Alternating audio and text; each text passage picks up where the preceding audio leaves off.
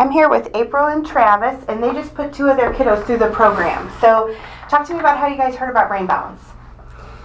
So we started having challenges with our son. We have twins, and right around the time Hunter was 3.5, we started seeing like extreme behaviors. So long story short, we got him into multiple doctors, psychologist, psychiatrist, pediatrician, occupational therapist. He had all these diagnoses. What was he diagnosed with? Right. ADHD. They had him on the spectrum. ODD, sensory processing disorder, and anxiety. And so we didn't want to medicate him. Not what we wanted to do at all, but he was making decisions that were really not safe for himself. And so we went ahead and put him on some low dose. It would help, get worse. They'd up the dose, they'd add a new medicine. And we just thought, this isn't sustainable. It's not teaching us coping skills. We're not learning anything as far as how to help him. You know, you just give him a pill. It's not really going to do anything. Okay. And then right when he was about 4, I think is when it was, or somewhere around there, he just got so extreme. He had destroyed his room. You know, he would have issues with pottying again, like regression, like taking steps back from normal development as a child when we were moving forward, and just extreme aggression and impulsive behavior. So How was he with his peers?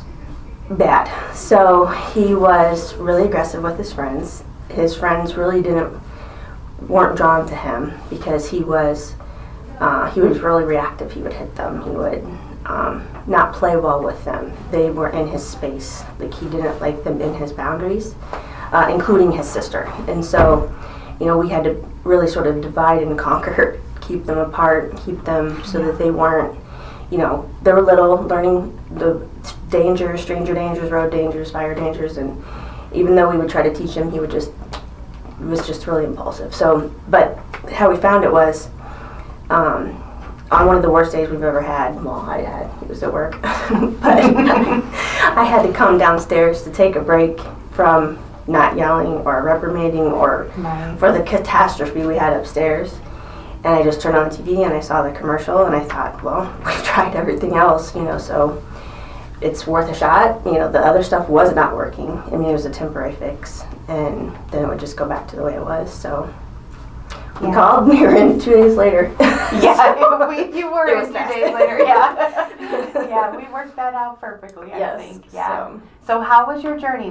How's he doing, and how was your journey here? So he's doing great. I mean, even people that haven't seen him in a long time, you know, he'd been removed from his first school. His second school is wonderful. We love this school. We love the first school too.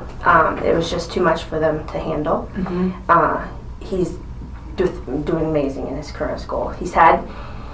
Through the program, he's had challenges. You know, he goes into the regression. Regression can be as little as a couple days or as extreme as 4 months. 48 hours. So it's been kind of challenging at times, but then when we would see that pass, then he would hit like a better milestone, and sometimes it would go worse. But really, I mean, as you move forward, you think, well, are we really getting anywhere? But then you realize you are, and then you think, well, we're not going to stop. We got to keep going. You know, like whatever he needs for his needs, that's what we needed to do. Take the time, make sure, because, you know, you said we had both kids in. Obviously, our other one didn't need as much time, had different issues, different challenges, but, you know, it's been a long haul for him, a year and 6 months, and totally worth it.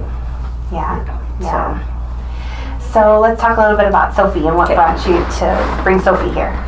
Yeah, so Sophie's always been easy peasy. Not that Hunter's not, but in comparison to. Right. But so we didn't really have any. I mean, maybe we weren't really paying attention where we should have because we were so focused on helping Hunter with what he needed. But then when she started kindergarten, she really, first quarter, couldn't even score as far as where they needed her to score to have any chance of making it to first grade. And we started to see a lot of anxiety and angst, and she would get really emotional when she was trying to read and try to write, and she was struggling to even read the words. She would say the words backwards. She was writing the words backwards, numbers backwards. And then even just sort of comprehending what had been read to her, and sort of erratic behavior we didn't really realize was there because we've been dealing with much severe erratic behavior from Hunter. So then when Hunter calmed down, we were like, oh, you know, we need to look into this as well.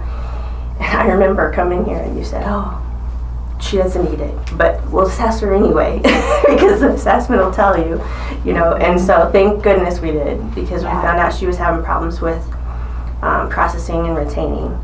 And after 3 months, I think we were leaving here from getting our progress report, and the teacher called, and I was so fearful because I thought she's not going to make it. And they said that she'd advanced so far just in 3 months with being able to read and comprehend. They had no concerns. They said, I don't know what you're doing different at home, but whatever you're doing is amazing. I said, we're not doing anything different besides brain balance. And they'd heard about it, obviously with Hunter, but also with other kids in our school. And so she has had no issues. She finished in 6 months and she scored. We didn't even get a call. Like, the parents were like, did you get a call? Did you get a call? We didn't get one call. That's the ultimate call. Yes. No call. Yes. So That's she's awesome. doing great. She has her confidence back. You know, she reads at levels that, I mean, we think is above. I mean, we're not teachers, but yeah. So they said they had no issues. They didn't hold any of them back. Both of them are going on to first grade. So that's wonderful. Yeah. That's wonderful. And looking at their report cards from the start to the end, you know, it was like you have to have a check or an S. Or no, a check is working on, but checks was all over Hunter's, and you know, Sophie had some checks, but hers was. But then at the end, it's just amazing how much they were able to turn it around. Well, they're both so smart, and now everybody gets to see it, you know, so it's just, well, it's and exciting. You know, he's sitting out in the waiting room, just sitting. You know, Right. You wouldn't have been sitting, no. You bouncing off the wall, chasing people. Yeah. So, climbing on them. So. Yeah, he definitely has changed significantly, and she has too, you know, just in her abilities. So that's awesome. That's awesome. So what advice would you give to parents who are thinking about coming here? So we have actually talked to, Go ahead. I say we've talked to a couple parents because, you know, they've not heard of it, or they have heard of it and wanted to know more. And, yeah, sure. You know, it's definitely a time commitment, and it's an investment in your child, but it's worth every penny. I mean, we realized early on we were going to deal with it early or forever, and the medication wasn't in our mind, you know, anything healthy for him. You know, he was having his own bouts of, you know, feeling sad. He knew he didn't want to feel like that, but he couldn't really tell you why he was feeling like that or doing the things he was doing, and we knew he didn't want to, but we thought, we're going to do this, we're going to just hit it head on, and, you know, regardless how much time it takes or the investment in the kids, I mean, it sets him for the rest of his future, both of them, you know. Yeah. I mean, we just thought, we have to. Yeah. What would you say to those parents? Just hang in there. Do it. Yeah. Hang in there. That's good advice. That's what I told, but yeah. they come in and like, is it really working? Don't worry about it. It's going to work. Yeah. Mm-hmm. Did for us. Oh, yeah. Yeah. So how different is life now? Oh, it's so different. It's a lot quieter. Yeah. Well, before, you know, it's like you don't want to take your children to other people's homes or even your families and see that they're so unbehaved, you know.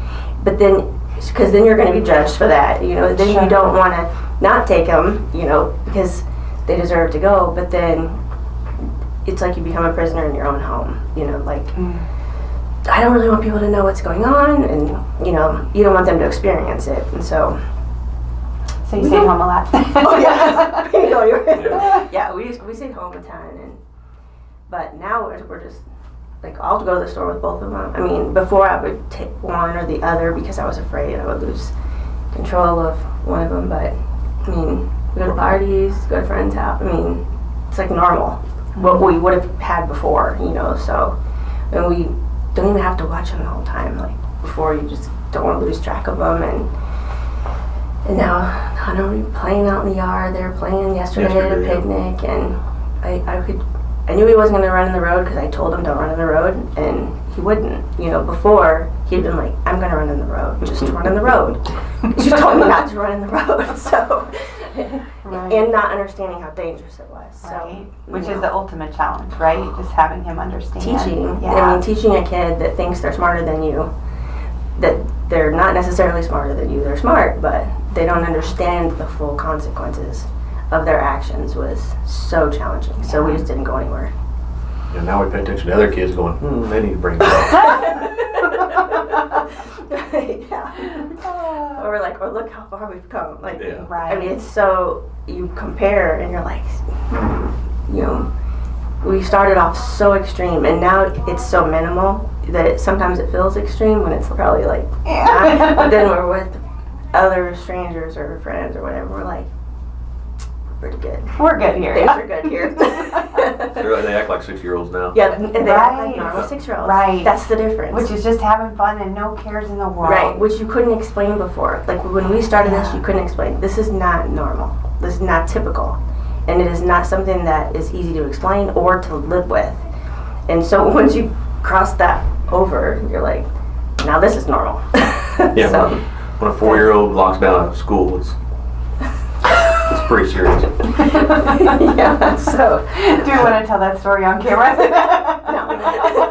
So, we're he good. was a challenge at school. End of story, right? Yes, yes. Right. So, Well, yeah, we miss you guys already, for real. We do, but I'm so glad that they're done, and I'm glad that they're doing well, and thanks so much for sharing your story, because it's going to help other kids. Thanks, guys. You're welcome.